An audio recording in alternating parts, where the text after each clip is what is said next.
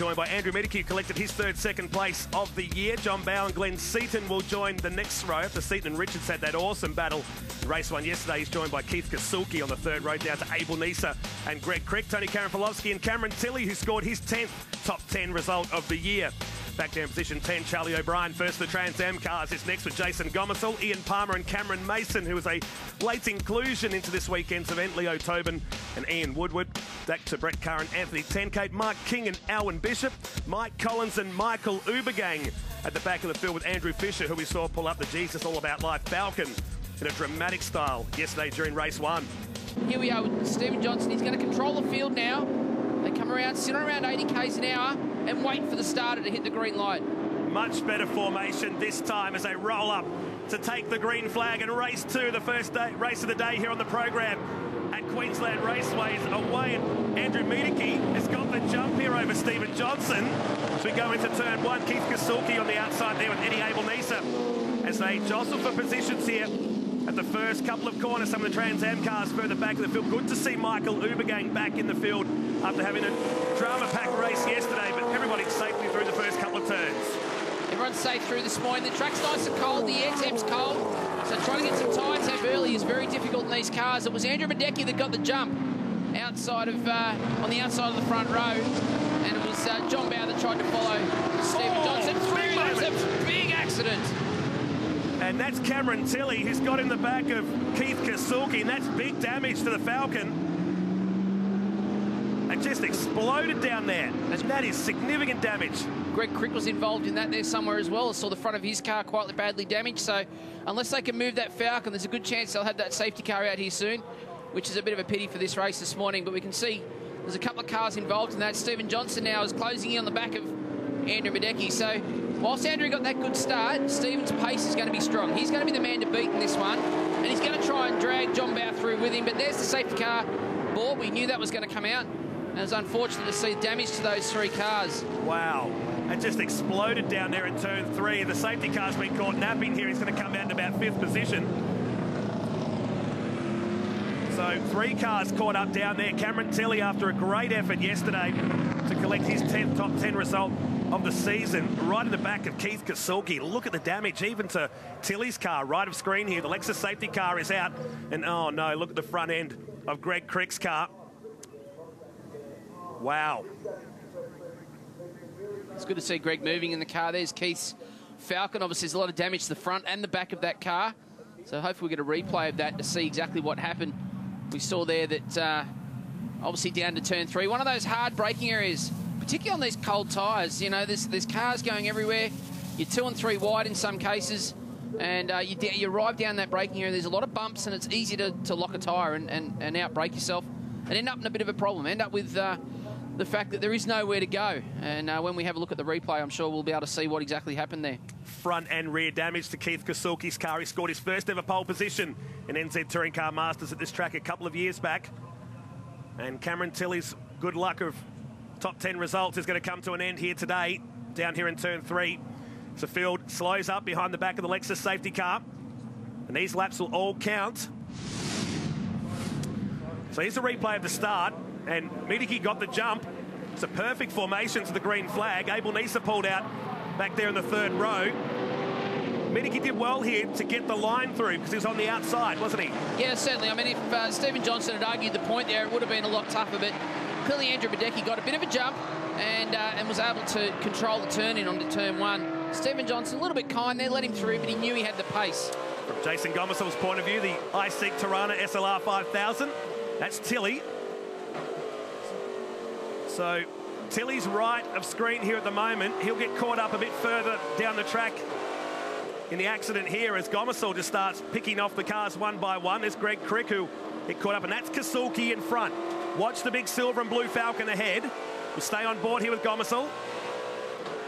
Expect to see Tilley come right-hand side here. See that lock up, and obviously we can't see exactly what's going on behind us there from the shot from Jason Gomersall's car, but clearly here's a bit of a replay of it here. There's Tilley, he's locked up and out of control down the grass. Now this is always going to go very ugly. At this point you know that you're in trouble, and bang! Oh, And poor Keith Kasulki would never have seen that coming. So that's obviously happened from a long way back, but you know, clearly, as you can see here, down the inside, here comes the Valiant and crash. And poor Keith Kasulki, Greg Crick, both innocent bystanders in that one, and we're very lucky that no one was injured and they're all okay. The damage is bad enough, isn't it? When you're looking at it from that point of view. Get away the field with a bit of a jump there. He's opened a little gap. He got a good run off turn 6. So that's going to give him a little bit of a breathing space from Stephen Johnson. But Stephen Johnson's got the pace. That Mustang Sally's going to be fast in these opening laps. 4 laps under safety car, and now we have a 7-lap screamer on our hands. We get back underway. Race 2 of the weekend. So Midiki just got the jump fractionally there. Johnson back to second, Bow third. And it's Glenn Seaton, Eddie Abel-Nisa, Jim Richards, Jason Gomersall. Straight away, Andrew Badecki looks to protect the line. What you can see is Stephen Johnson's car. Oh, he's got that little lock-up. He's gone deep. He's trying to go around the outside. Andrew Badecki's going to run him a little wide here. And then be able to protect the run into turn 4. What you can see is Stephen Johnson's car's turning very well. It's tight. It's getting into the apex of the corner and holding line. Andrew Badecki's car's running wide. So that's going to be the difference and allow Stephen Johnson to get the car rotated and get a good run, particularly off turn 2. That's where his best spot is, down into turn 3. Through they come, much closer than what we saw yesterday. Jason Gomersall, the last car in this freight train. There's Tony Karanfilovsky and Charlie O'Brien doing a great job inside the top 10. One of the local Trans Am cars that we've got in the field this weekend. There's John Bow sitting there, Glenn Seaton. You've got Badecki, Johnson, Bow, Seaton, Richards. They're all at the front of this field, all battling away for this race win today, because after those battles we had yesterday with that safety car, it's now brought them all together. This is going to be an epic battle for the podium. Midiki, 2 race wins so far this year. They both come at Adelaide. We're going to find John out here at the moment, but the field just starting to compress behind him. John Bow in 3rd position, and Glenn Seaton on the back of him. There's Eddie Abel-Nisa, the Brisbane's cheapest cars, Falcon. Jason Gomersall's Tirana at the back there. We saw that being very quick throughout practice. Andrew Badecki now locks up. So the pressure's on. He's making those little mistakes. It's going to give Stephen Johnson an opportunity now to turn that K. Albanese runs a little bit wide. So they're one even now when it comes to brake lock-ups. And now it's a drag race up to turn 4. They're side by side at the moment. Stephen Johnson on the wrong side of the road. He's now going to have to try and cut back, but John Bow's going to be in there somewhere. There he is. Here he is. Oh, don't scratch him. It's a little mark on the door of Mustang Sally. Now Glenn Seaton's got through. This is great stuff. So Seaton gets up ahead now of John Bow. Stephen Johnson now having a look down the inside. He's got an opportunity. He's got a bit of dirt. Side by side, there's that door mark when John Bow had contact. So they're racing hard. They're not mucking around, these boys. Watch for Seaton here while these guys are arguing over position 1 and 2. Midiki looks for a pass down the inside. Oh, they're going to go... Oh! Seriously. They know it's a time certain finish. You can see bottom of the screen here, 3 minutes and 10 seconds to go, so at least 2 laps remaining. They plough on through. Watch Seaton just getting closer and closer here. The Thunder Road Racing Australia entry. And he's not really opened up much of a gap. Andrew Badecki's coming back at him now, so the pressure's on Stephen Johnson to hold this line. Andrew Badecki's going to try and find a way that he can get through. That car's got good power down and good acceleration. Glenn Seaton sitting there in 3rd now with John Bow, and there's a little bit of smoke coming off the front of John Bow's car after that contact with Stephen Johnson. So a little bit of pressure now in these last couple of laps, and there's that little bit of smoke we talked about. So that's from the contact. It's bent the guard onto the tyre a little, and hopefully that won't cut the tyre on John Bow's Tirana. Certainly livened up the race. John Bow is back on Glenn Seaton here. Johnson's got a little margin over Midiki now. They come around to finish lap 7. 4-car battle for the lead. Abel-Nisa is behind them as well. Oh, pushing hard. John Bow using everything that's available. Albanese, Jim Richards there, and Jason Gomersall. They're just bystanders. They're watching. They're trying to wait and see what's going to happen with these 4 cars at the front. I hate seeing pretty cars getting damaged like that, but it happens. Rubbing's racing, as you say. I'd like to be in the debrief when Stephen Johnson explains the bloke that hit him's the guy that owns it. Yeah, so we should drop through afterwards and have a listen. Yeah, exactly. But there's Andrew Badecki now. He's got about 3 car lengths back behind. He's going to have to brake quite late here.